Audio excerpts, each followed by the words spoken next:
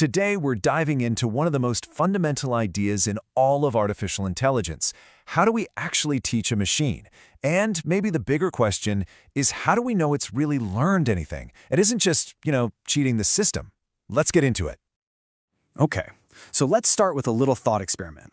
Imagine you've got this student, right? And this student has a perfect photographic memory. They can memorize an entire textbook, front to back, word for word. So how do you figure out if they actually understand the material or if they just memorized all the answers? It's a tough one, isn't it? Well, that puzzle is pretty much the exact challenge we run into when we're building an AI. And the solution always starts with what we call the AI's study session, and that's all powered by something called training data. So what is training data? Think of it as the AI's entire curriculum. It's the textbooks, the practice problems, the lecture notes, everything, all rolled into one huge data set. It's packed with tons of examples where we've already given it the correct answers, so the model's job is to look at all of it and start figuring out the patterns for itself. And this is really important. The model isn't just passively reading this stuff, it's an active process. It looks at an example, checks the correct answer, and then actually tweaks its own internal logic to get closer to the right result. And it does this over and over and over again, sometimes millions of times, getting a tiny bit smarter with every single example it sees. Okay, so our AI student has hit the books. It's studied hard, it's gone through all the training material. But the big question remains, has it actually learned anything useful?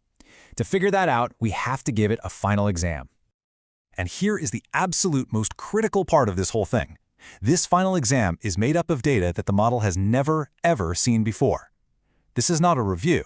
This is a brand new set of problems designed to test if it truly gets the concepts. You see, this exam isn't just about getting a good grade. It's about answering some really important questions. Can the model take what it learned in its study session and apply it to totally new situations? In other words, can it generalize its knowledge? Or did it just memorize the answers from the textbook? Which brings us to what is, without a doubt, the single most important rule in this entire process. You can think of it as the academic honesty policy for AI.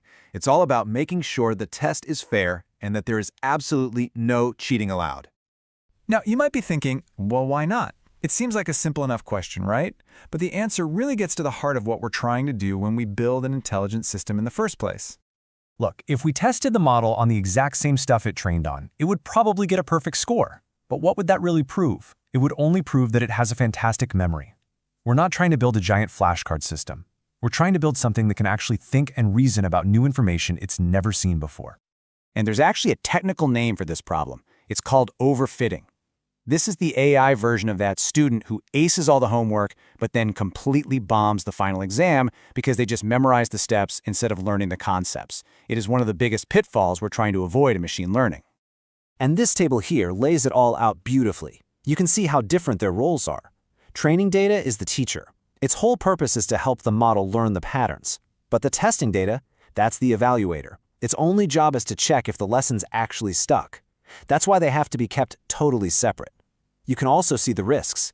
With training, you worry about not learning enough or underfitting. But with testing, that's how you catch overfitting. So let's put all the pieces together now.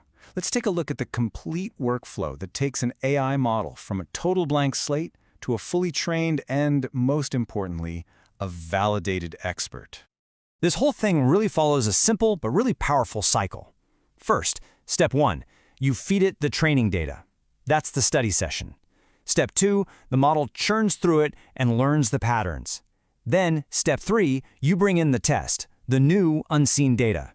The model makes its best guess, its predictions, and then in the final step, we compare its answers to the real answers to see how well it did. That's how we build confidence in what we've built. Because at the end of the day, that's what this entire process is about. It's about building trust. If we can prove that a model can handle brand new data in a controlled test, then we can be much more confident that it's going to perform well when it's out in the wild, dealing with the messy, unpredictable real world. And just so we're clear, this isn't just some abstract theory that lives in a computer science textbook. This core principle of train, then test is what makes the powerful AI tools that we use every single day actually reliable. Think about automation software. You can train a tool on version 1.0 of an application so it learns where all the buttons are and how everything works. But the real test, the final exam, comes when version 2.0 gets released. Can the tool adapt to the new changes? By testing it on that new version, that unseen data, we can make sure it learned the logic of the app and not just how to click specific pixels on a screen. So this whole idea leaves us with a pretty fascinating final thought to chew on. We've gotten really good at designing these tests to check an AI's knowledge, to see if it can spot patterns. But as these systems become more and more powerful, what's the next big exam going to look like? How do we test for wisdom, or for common sense, or even creativity?